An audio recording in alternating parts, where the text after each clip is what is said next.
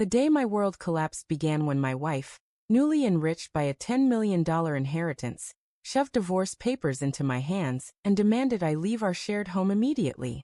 As I packed a modest bag with essentials, she shrieked, "You're not taking anything from this place. Hand over that bag." When I refused, her brothers burst in, seizing me by the hair and dragging me outside. Before I left, I issued a quiet warning. They would come to regret their actions. What followed was far beyond anything they could have imagined. I was carefully tucking a few shirts into a small duffel when the front door flew open with theatrical force. My wife, Elena, kept her designer sunglasses on as she slid a thick envelope across the kitchen counter, saying sharply, "Sign it, pack, and get out." Inside was a document titled Petition for Divorce. Her freshly painted nails tapped impatiently on the line awaiting my signature. "Is this some kind of joke?" I asked, stunned. "Your uncle's funeral was just last week." Her voice was icy, unyielding. "No joke. The trust funds came through today, millions. I'm done supporting your little hobbies." I kept my composure. "My work isn't a hobby, and this house is mine too." She smirked, pulling out her phone to record me like I was some oddity. "It was yours. Now it's mine. No arguments, Liam. Pack and leave." Her brothers, Victor and Dimitri, stormed in, their presence heavy with intimidation. Victor, all brawn and cheap cologne, led the way, while Dimitri's smug grin trailed close behind. They stood like nightclub bouncers. Elena pointed at my bag. "He's taking nothing. Hand it over." I gripped the duffel tighter. "It's just my clothes and laptop, my personal items." Dimitri scoffed, "Losers don't keep laptops." I'd started recording on my phone the moment the envelope hit the counter, the timer now past 1 minute, 42 seconds. "Elena," I said, softening my tone. "We've been married 7 years. I paid for your bar exam twice, stayed with your mom in the ER, cooked for your uncle during his chemo. We don't have to handle this like this." Her laugh was sharp, biting. "Always with your speeches. Here's mine. You're a drain on my image, my money, every space you take up. Sign the papers, drop the bag, and leave with some dignity." I zipped the duffel closed. Suddenly, Victor grabbed my hair, yanking me back so hard my vision blurred. Dimitri lunged for the strap, and my phone skidded across the floor, still recording. Elena's voice rang out, clear and commanding. "Get him out. He's trespassing." I clenched my jaw, pain radiating through my scalp. "You can't trespass in your own home." They dragged me to the porch, my feet struggling for balance. A neighbor pushing a stroller glanced up, startled, before ducking behind a bush. For a moment, I considered fighting back, but years of handling cases where one rash move ruined a clean record stopped me. They threw me onto the steps, Dimitri snatching the bag as he retreated inside. The door slammed, the smart lock beeping ominously. Elena cracked the door just enough to nudge the envelope toward me with her foot. 30 minutes to leave, or I call the police and say you're unstable. Choose carefully, Liam." I stood, brushing dirt from my jeans, and faced the trio in the doorway. Elena radiant in her moment of triumph, her brothers puffed up with bravado.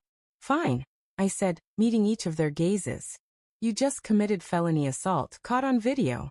You tried to illegally evict a co-owner, threatened a false police report, and blocked me from my property. I'm going to the ER, then the police, then the trustee handling your inheritance, Elena. Because you didn't read the trust." Her chin twitched slightly. "What trust?" Victor demanded, the term unfamiliar to him. "The one with a conduct clause," I replied. "The one your uncle had me review before signing. It stops payments if the heir commits crimes or acts of moral failure, like assault, fraud, or abusing the system." Elena's mouth opened, then snapped shut. "You're bluffing." I gave a tight smile. "Then you have nothing to worry about." I walked away, scalp stinging, hands shaking, but my mind, honed by years of meticulous legal work, already plotting the next steps. There are photos of my torn hair, medical documentation, the time-stamped video, doorbell footage, the neighbor's testimony, a 911 call, a protective order, a motion for sole possession of the house, an injunction to freeze assets, and a notice to the trustee about Clause 9.3, misconduct. At the curb, I turned back. You'll regret this, I said, calm as a weather report. Sooner than you think. I didn't wait for their reply. In my car, I drove to urgent care, where the nurse's grimace and rapid typing confirmed the severity of my injuries. I asked her to note the assailants as my wife's brothers and the location as our shared home. Then I called the non-emergency police line. Precision matters when setting a chain of events in motion. At a budget hotel near the courthouse, I let out a dry laugh, setting an absent bag by the bed out of habit. On my work laptop, I drafted 3 emails. One to Detective R. Alvarez with the assault video, one to my lawyer requesting an emergency restraining order and exclusive home use, and one to S. Mendel, the trustee, flagging a potential Clause 9.3 violation. The video's freeze frame showed Victor's fist in my hair, Dimitri grabbing my bag, and Elena declaring me a trespasser. I hit send, then lay back with an ice pack, letting the weight of 7 years, holidays, hospital visits, quiet evenings, settle into a dull ache of grief mixed with resolve. My phone buzzed with an unknown number, then Mendel Trust. I let both go to voicemail. Timing is critical when reclaiming your life. Evidence first, action later, consequences dressed as justice. The next morning, my phone was flooded with notifications, emails, voicemails, calls from the same people who'd humiliated me hours before. My lawyer's message was brief. We have everything. The video is airtight. Don't contact Elena or her brothers. I'll handle it.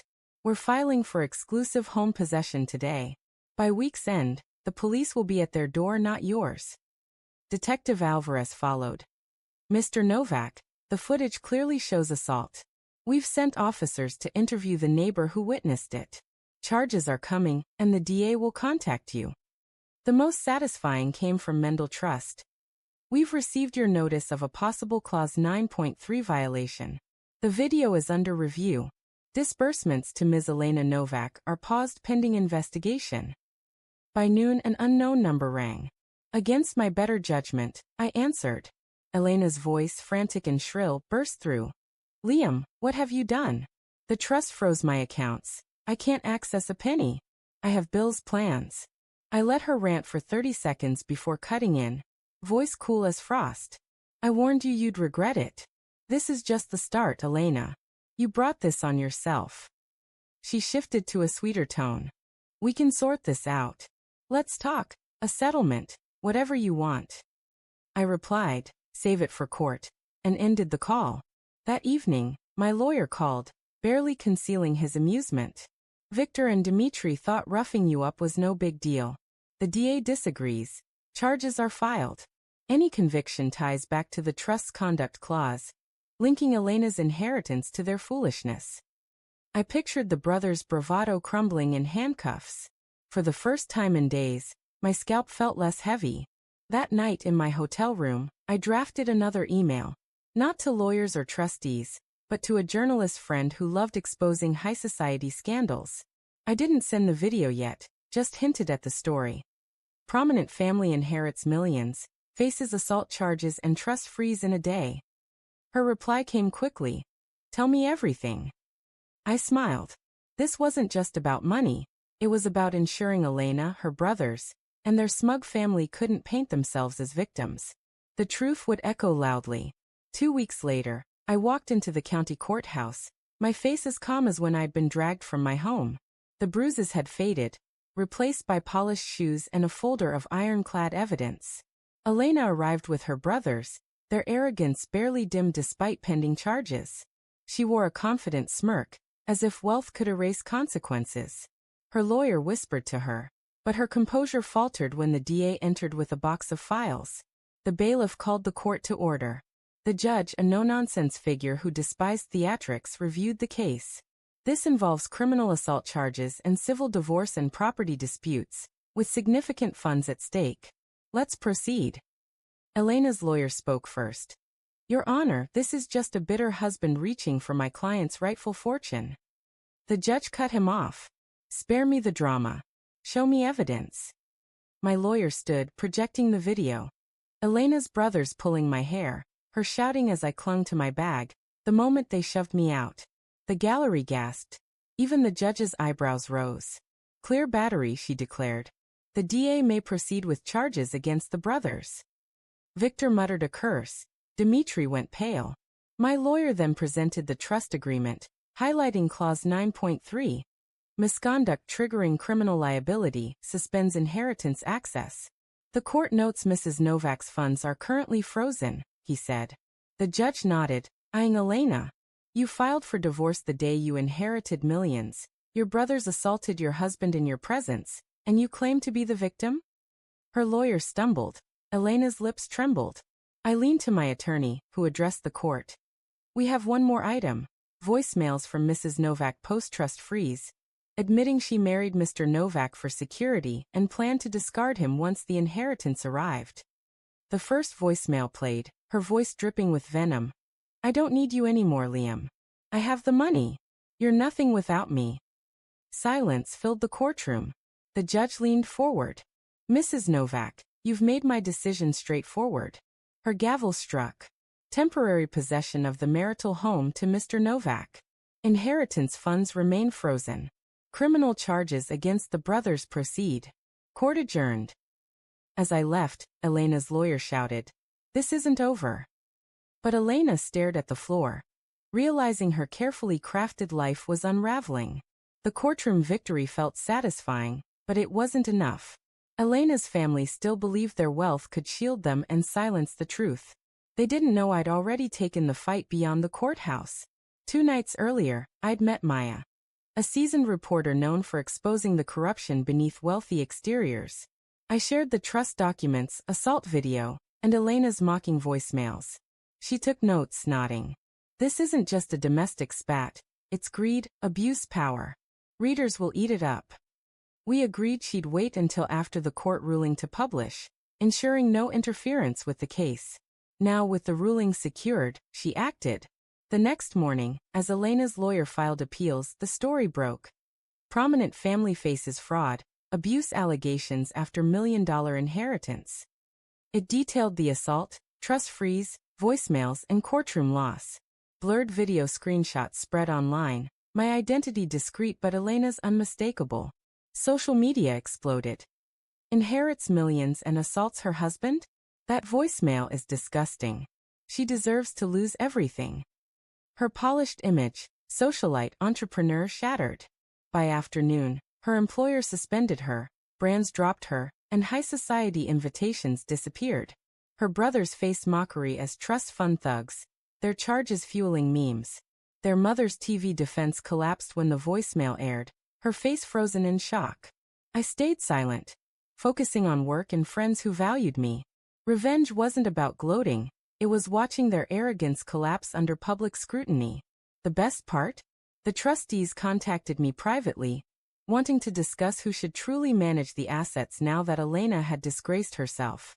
The media storm left Elena and her brothers reeling, but the trustees' meeting was the true turning point, deciding the fate of her late father's fortune. In their wood-paneled office for trustees, 3 gray-haired men and a sharp-eyed woman, all longtime allies of Elena's father, faced me. They'd seen me quietly learn boardroom strategies under his mentorship. Mr. Sterling spoke first. Clause 14 of the trust prohibits asset transfer to an heir involved in criminal or egregious misconduct. The court confirmed her actions as abuse, and the media has destroyed her reputation. We must decide who manages these assets now. I expected a temporary role, but Ms. Carter slid a document across the table. We've reviewed your history with the company and your work under her father. He trusted you. With your ex-wife discredited, you're the most reliable candidate. The contract appointed me to oversee the real estate empire, $200 million in assets. By the time Elena learned, a press release had announced it. She stormed the trustees' building, cameras following, screaming about conspiracies. Her brothers, restricted by ankle monitors, tried bullying past security, only to be mocked by reporters. In the boardroom, she pointed at me, trembling with fury. You stole this. I stood calmly, the press capturing every word. No, Elena, you lost it the moment you thought wealth made you untouchable. Her screams echoed as I walked out. The new CEO of the empire she'd once claimed. That night, in the penthouse she'd boasted about, I felt no joy, only clarity. greed, arrogance, cruelty. They'd stripped her bare. I'd simply held up a mirror for the world to judge. Months later, the scandal faded from headlines, but not from Elena's life. Her criminal record barred her from corporate jobs, friends abandoned her, and her brothers, bitter after jail, cut ties. The mansion she'd flaunted was foreclosed, leaving her in a small apartment far from the city, spotted at discount stores by those who remembered her downfall. Once admiring peers now whispered her story as a cautionary tale. I rebuilt quietly, running the empire with integrity, funding scholarships in her father's name, supporting housing initiatives, hiring those her family had overlooked. My children thrived in a home free of conflict, peace now a foundation, not a luxury. One evening my daughter asked, "Dad, why don't you talk about Mom anymore?" I smiled gently. Some stories are told just once. The last time I saw Elena, she stood outside a charity gala I hosted, uninvited, peering through the glass at the life she'd thrown away. Her eyes, hollow and desperate, met mine. I turned to my children, raised a glass and toasted. Elena had chased wealth, power, freedom. She got silence, shame, regret. I had respect, family, peace. Things her millions could never buy. Was this justice well earned? Share your thoughts below. If this story strikes a chord, share it with someone who needs its spark. For more tales of betrayal and reckoning, stay tuned. Every lie meets its truth, every shadow finds its light.